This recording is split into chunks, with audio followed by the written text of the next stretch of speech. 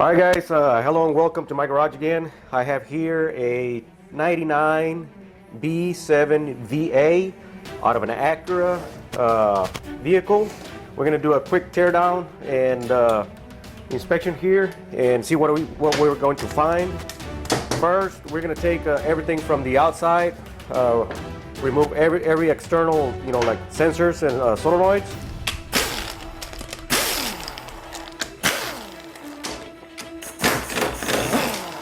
Okay, we're going to remove the transmission range sensor. Now what I usually do, I put the bolts that I took off, so I won't have a big pile of bolts. And it's also good that you will know where they go. So install it back on. Remove the two transmission range sensor bolts. Slide the transmission range sensor. Reposition the bolts.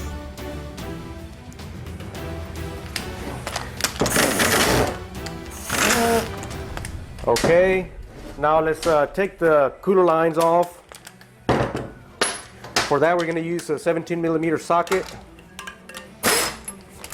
This is the output line, and this is the return line. They're attached here on the rear. Here on the rear with this 10mm bolt.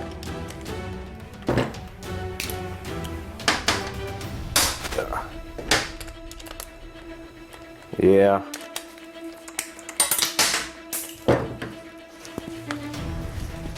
It's falling off. Snap on. You should expect better from them. They keep updating these little deals, but I don't know, they could never fix them. They just slide out. Okay, let's take the lines off. Okay, so we got the return line coming off. It has the breather hose going into it just to hold it in place. Kind of go underneath that. So here is the return line. Get this thing out of the way. And it seems like it didn't have the other seal on it. Okay, let's put this bolt back on. Let's take the output, see how you've got aluminum washer, one on top and one on the bottom. Get those out of the way. This ground strap. Go ahead and remove the linear solenoids using a 10mm socket. I'm going to try to hold the socket so it won't fall off again.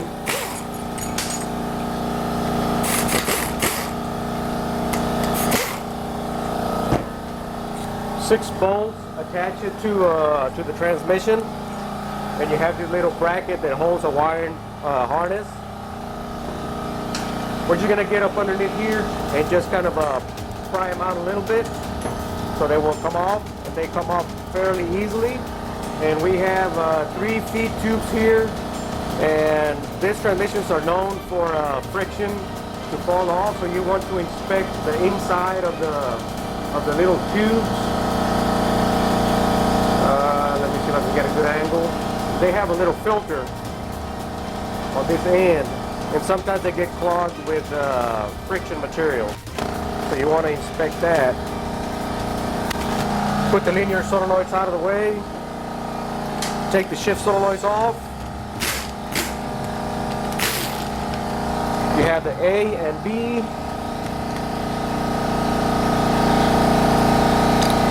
Kind of go up underneath the solenoid, not on the connector.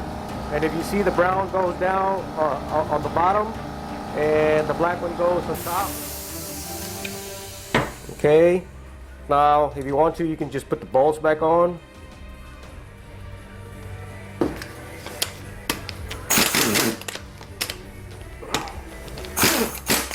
And this stupid adapter keeps falling off.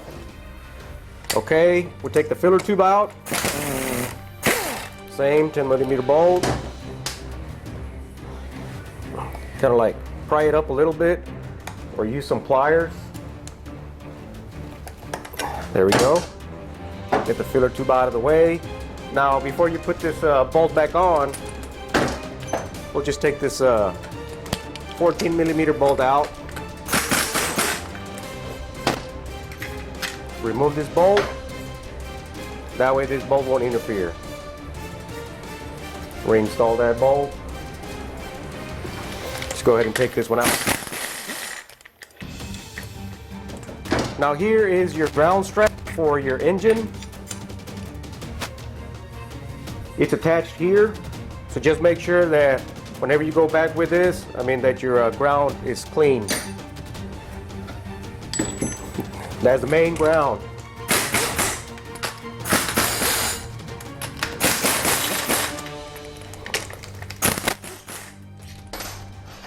Okay.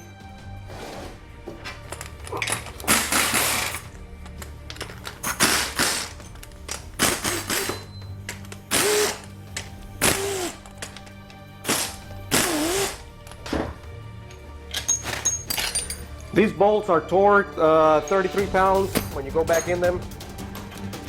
33 foot-pounds.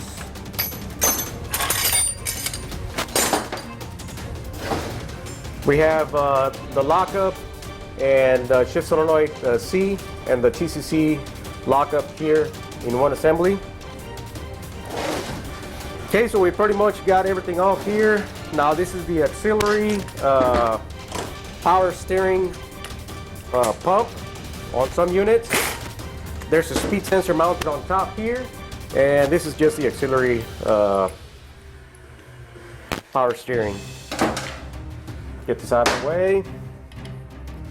It uses the speedometer drive and driven gear, where a normal speedometer would go, and it's just assist for your power steering. Okay, let's flip this thing over. Let's go ahead and remove the rest of the 14 millimeter bolts.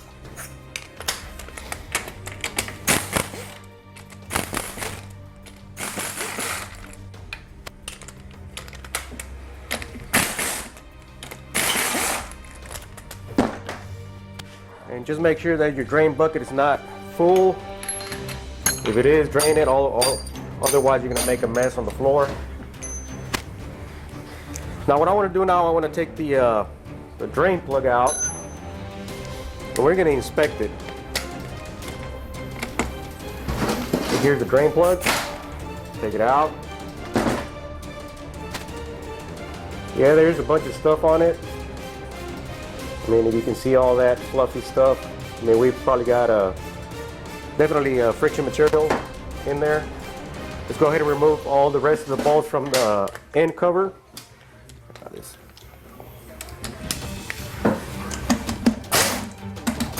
There we go.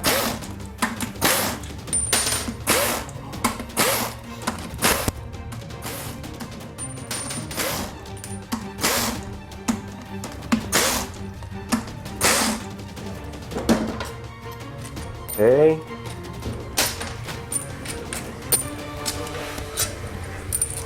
Make a little separate pile. Got some more bolts over here on this side.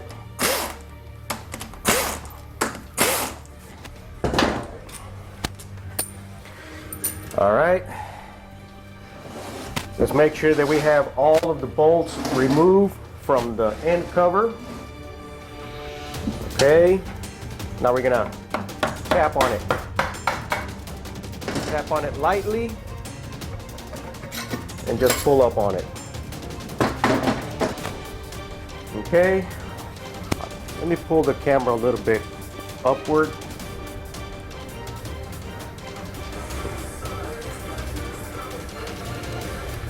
Okay, I think that's a better shot.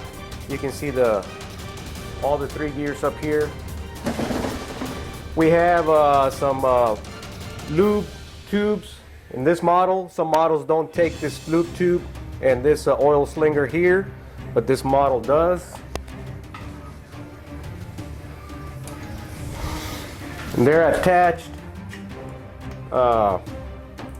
with some 5mm Allen bolts. Sorry guys, I'm having an issue with this adapter here. Alright. Just makes things a little bit more difficult with the sockets falling off. We remove both pipes. You see here? Get them out of the way. 5mm Allen. And we remove the two 5mm Allen that holds the oil slinger.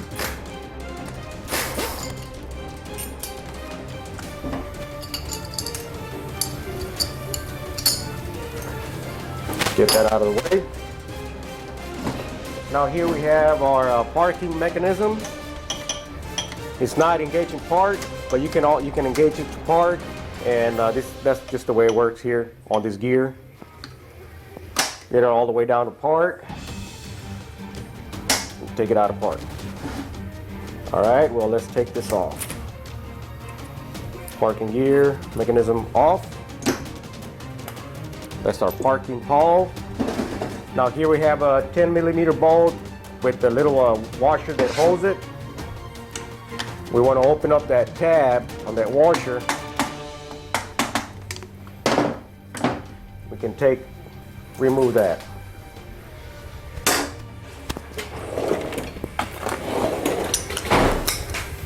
I'm going to use a little longer extension. Here we go again with this adapter here. I use a 1/2" impact wrench. It just makes it easier with the bolts. They come out quicker. All right. Now we want to go all the way to the right side clockwise, because we have a hole there. I'll bring you up here in a minute and show you. Let me just get another impact here right quick. All right, now we take these two 12mm bolts, remove those, and this holds the reverse idler gear, and we want to remove it to get it out of the way once we take the end cover out, so it won't be on the way. Now we're gonna need to get our punch, and I have grounded like a little slide there to get on the tabs that are bent for our nuts here. Unfold that, and all three of them. Now we remove the nuts that are holding it in place. We want to look for the direction. One should be left thread and two should be right thread. But you want to look for the arrow to see which one is which. Okay, so there's two left and one right. So we're gonna go like if we're tightening it up, this one and this one. There we go. And then this one normal, like you would counterclockwise. So you loosen this two clockwise.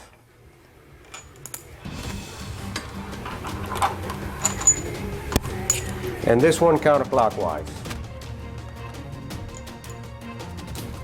Okay, now we're going to pull this 3 gears out of the transmission.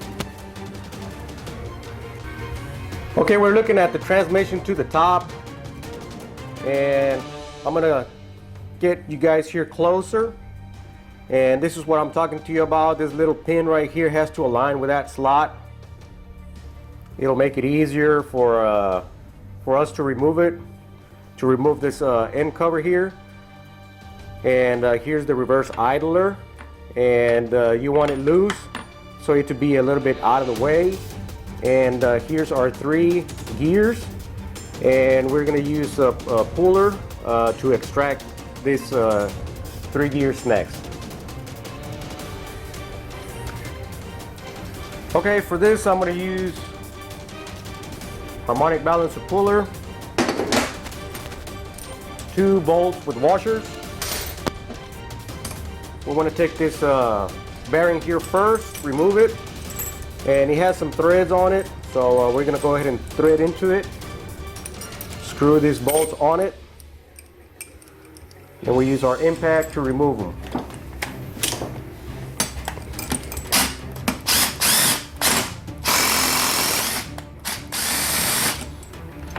Okay, that's one out.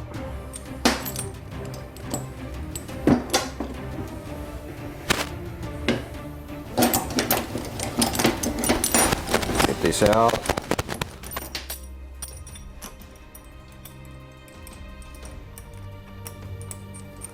Then once you take that one out, this one comes out by hand.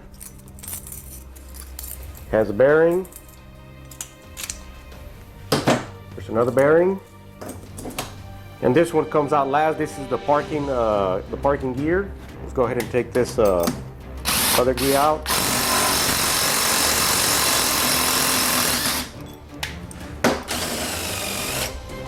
Okay, take the bolts out of the gear.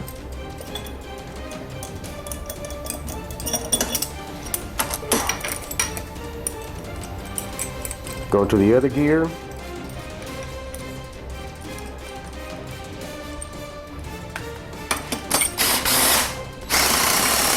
Okay. Now I know one of you guys made a comment that I should edit a little bit more of my videos. I kind of like prefer to leave it, you know, more raw than anything else. That way you kind of see the procedures, how long it takes, and you know what you take to tear one of these units apart. Okay. My bolt is giving out. There we go. There you go, nothing.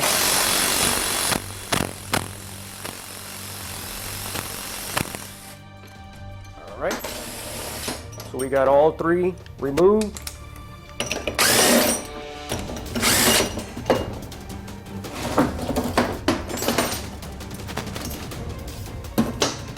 You want to keep these three gears together and set them out of the way.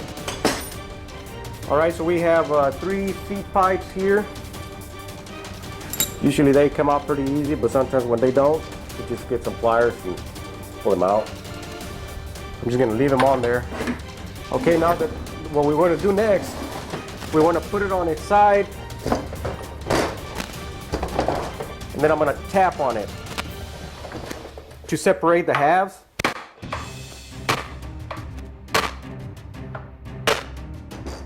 And we get a screwdriver in the split points.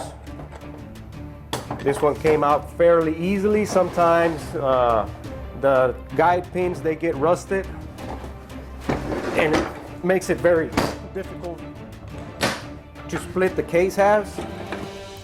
Just gonna get a screwdriver here, get my fingers up underneath there, and just pull on it.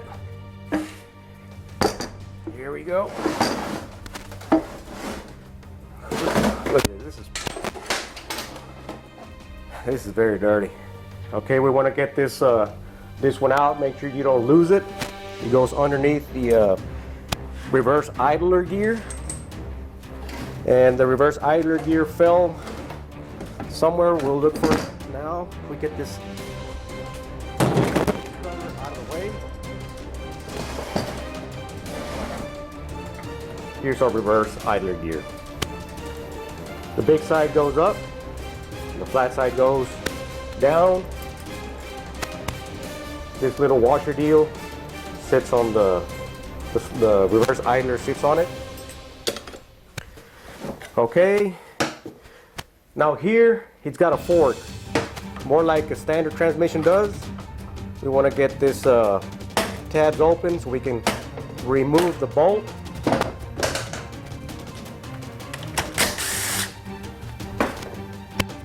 Now there's a little bit of confusion here sometimes when you're putting this back together. Some of you guys asked me that question. This one here was making a real loud noise in reverse, and this is the reverse gear, and this is the second gear, and then you have fourth gear underneath. Now this right here, I'm gonna see if the camera can pick it up. It's rounded. This reverse gear is no good. It was making noise, so we need to replace this reverse gear. Now the question is this piece right here. I'm gonna go ahead and take the fork out, and then the slider. And this is the way the fork goes when you install it in there. And whenever you go back installing this, see it's got a little step. This step goes up. It faces up towards the reverse gear. This is the way it goes. And the flat side goes towards fourth gear. Okay, so we got these two pieces. We need to replace them. Let me get a close shot of this here. And if you see here, it's also rounded. So it was making a grinding noise in reverse, and sometimes it would make it difficult to engage in reverse. So we need the reverse gear and the slider, and then here we have the selector. This one also is directional. You see it has a flat side to it, and then it has a recess with 4 cutouts, you know, for lubrication. And this recess goes also up. It goes up. It goes towards the reverse gear, and the flat side goes towards the fourth gear. Okay, so we already found 2 problems. Actually, 1 problem here: reverse gear with the selector.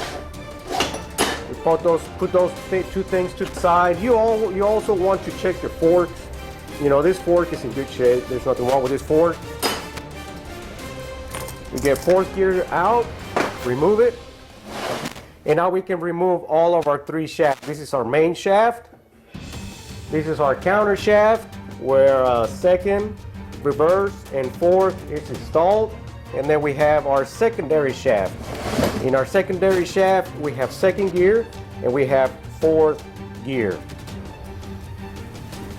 We have second gear and first gear, I'm sorry. And then we have fourth gear and third at the bottom.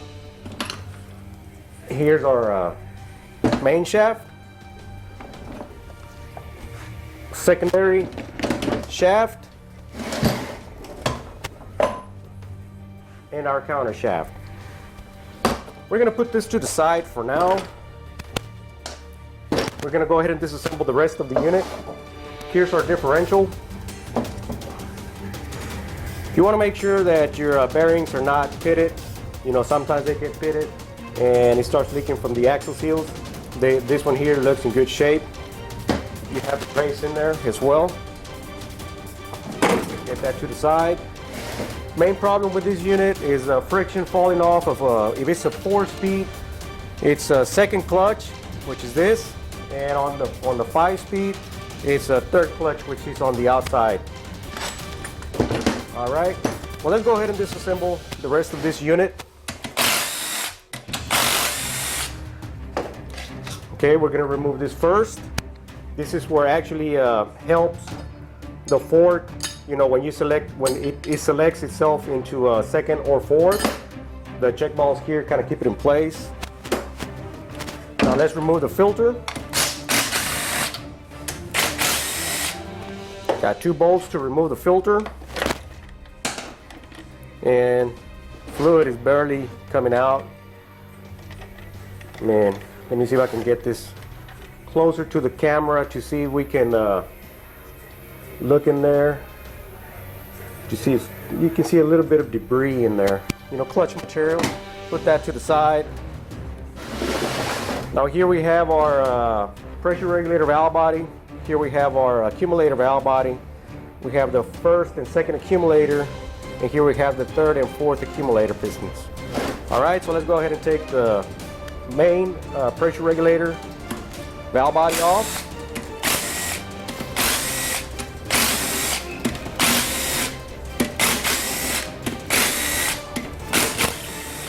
Okay, so remove all those bolts. Kind of pry on it a little bit. Okay, we're gonna flip it over, and there is a, let me get a pick right quick. These filters, they get clogged. Now let me show you. Let me get this thing out of the way. It's full of clutch material. You see in there?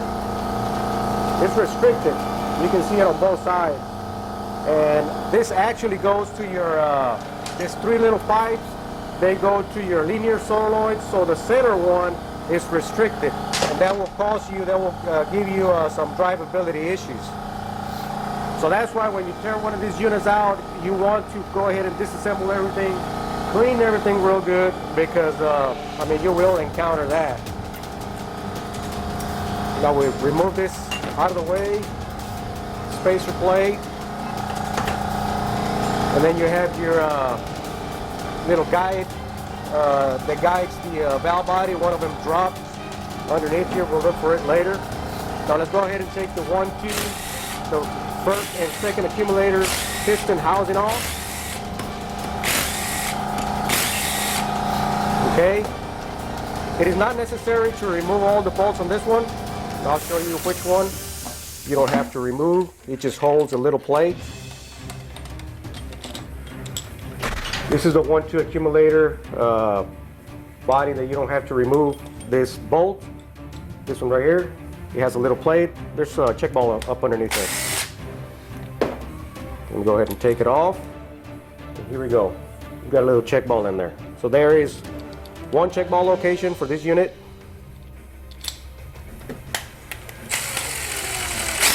Okay, get this thing out of the way. All right, let's take our the cover for our third and fourth accumulator pistons. Here's the cover, two 10mm bolts. And the torque specification for all these bolts is 8.7 foot-pounds, but I just use 9 pounds. Makes it easier. Round number, 9 pounds, 108 inch-pounds if you have an inch-pound torque wrench.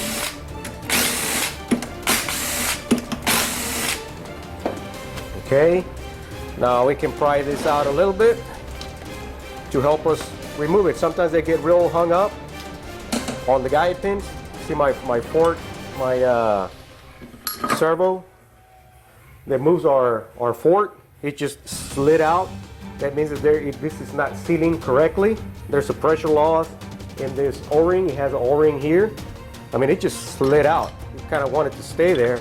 If I install it back on there, see, it comes out fairly easy. Okay, so here we have our two clutch pressure control valves, and those two clutch pressure control valves, the linear solenoids, control them. Okay, let me get some pliers here. Now let's go ahead and remove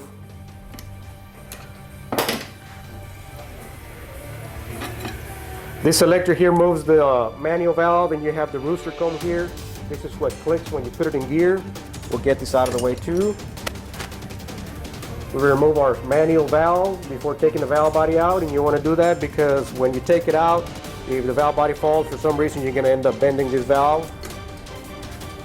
Have another guide pin here. Just set it with its valve body. Now I'm going to get this pressure plate closer to the camera. And see this sliding down? This is a piece of clutch material. See, I got it now on my finger. Right there. This is clutch material. It's kind of fluffy. And then he has another screen here. And you can see kind of wanted to go through the hole. See how blocked that thing is? It just pushed the screen all the way to the other side. And there was you can barely see a little bit of light that was kind of allowing a little bit of fluid flowing through this hole. Okay, so it is very important. So both little filters, thimble screens, or whatever you want to call them, they're both restricted. Have one 10mm bolt for the main valve body and 3 12s. I tightened up these 3 bolts at 13 foot-pounds, so you can do 12, 13 foot-pounds. We have our torque converter check here. There's a valve and a spring. There's a Sonex Update TCC check valve. And then we have a little spring and a check ball in there. Let me see if I can get this check ball with, there we go. So here's another location for, oh, it just fell. But there is the spring. And the check ball fell on the bench. Okay, it's somewhere in there. But that's the location for the check ball. The 5-speed have another check ball on this part of the valve body, but this being a 4-speed, you only have one check ball here and the other one on the accumulator body. So you have two check balls in this transmission. Okay? So now what you see here, another guide pin that guides the separator plate. And then we have our pump. We have our drive gear. This is the one that attaches to the torque converter. And we have our driven gear. Whenever you take this apart, you want to make sure that you inspect, you know, where the two gears perform work or create pressure, and they have to be nice and smooth. You don't want any scoring. It's because maybe the torque converter came apart and a lot of material. This is the first place that you will see converter trash coming through. Since this engages on the torque converter itself, like this, the converters can cause pump failure. And as you see the pump, it's the whole valve body. This is the main valve body. So if the pump is bad, you need to replace the whole valve body. All right, we'll move that to the side. This is our main valve body spacer plate. Move that to the side as well. And this is it. That's it. Second clutch pressure switch and lockup and shift solenoid C. All right, let me go ahead and get this thing cleaned up here so we can disassemble our drums. All right, well, let's take apart our first and second gear drum. Let's remove second gear. This is second gear. And there's a bearing in there. We just want to make sure that these bearings are in good shape. Then we just push that or just tap it. That's first gear. Now second gear always goes, and this is basically where you get most of your friction material coming out of it. And as you see here, they barely have friction on them. Let me show you one friction plate. It's almost to the metal. There's almost nothing. There's actually, you can feel it. It's very smooth. There is no friction material here left. The friction material that was in these frictions, that's what you saw. There we go.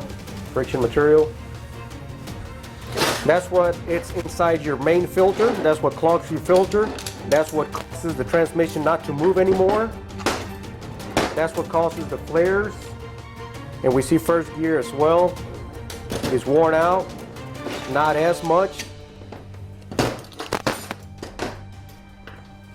You can see this friction. I mean, it's scraped off. Let's compare this one to this one, and this one has a little bit more friction on it. I mean, you can see that the grooves actually are deeper than this one here. And it looks different. It's a different type, it's a different material. So this transmission has been worked on before. Well, this is second clutch. It goes there. And this is first clutch. Okay, so we got first and second clutch. First clutch takes the wavy plate, and this is the position that the wavy plate goes on first clutch. You install it there, and then you start the installation of your clutch pack. So this is first and second. Now here we have third and fourth. You have a race and a bearing. Put that to the side. Remove fourth gear. It has two bearings. It has one bearing. Then it has the second bearing. and then he has another bearing and the race. You might want to keep all these parts together. Okay, so I usually just keep them together like that. Get them out of the way. Same thing here, push it out. And what I notice here that this clutch back here is smoked. This is probably what caused our failure here. This friction is looking very good shape. What appears to be third gear. And this is fourth gear. Let's see here. I'm gonna come out with the whole assembly here. These are smoked. We need the steel plates for this. I'm gonna have to hammer this out and inspect the gear, but more than likely we are gonna need this gear as well. All right. So there we have it. B7 VA of a 99 Acura. B7 XA goes on the Acura. B7 TA on the Odysseys. They're both almost exactly the same. The tooth count on the gear, that's what makes it different. But this assembly process, the disassembly and the assembly, they're both exactly the same. Now I want to show you another thing here. Let me just,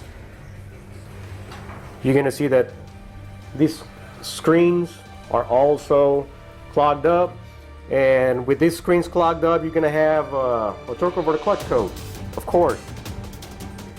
Now it is not recommended that you pull this solenoid out and then clean it. I mean, it doesn't make any sense, and a lot of you guys are kind of doing that and saying that you fix your P0740 torque over the clutch code, which in fact, I mean, you just allow fluid to pass through there again, but the problem is already there. As we see that second frictions are falling apart, we see another clutch pack here completely smoked. All these ends up in your filters inside the transmission and your filters on your solenoids, and this is what creates your trouble codes. All right, so there we have it. This is just the basic disassembly.